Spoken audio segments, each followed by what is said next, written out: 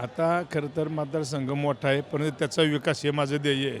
दादांनी सांगितलं होतं 5,000 कोटी. माझ्या जर विचाराचा आमदार आला मी शंकर मांडेकरला निवडून येतो, मी 5,000 कोटी देणार.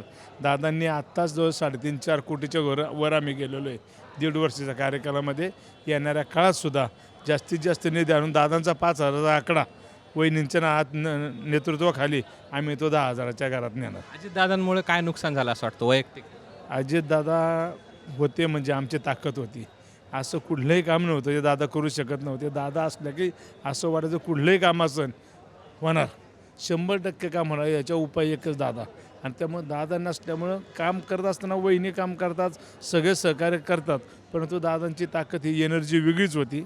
दादामुळं काम करायचं जे हुरूप यायचा आणि कुठेही गेलं तर खऱ्या अर्थानं कसं काम मंजूर करून घ्यायचं, किती फास्ट करायचं हे दादांकडनं मी खऱ्या अर्थाने शिकण्यासारखं होतं. आणि वेळ किती महत्त्वाचा असतो हे दादांकडनं शिकणं. त्यामुळे त्यांचंच अनुकरण करून आम्ही जेवढं काय करता येईल तेवढं प्रामाणिकपणे प्रयत्न करतो. बातमी म्हणजे थोडक्यात.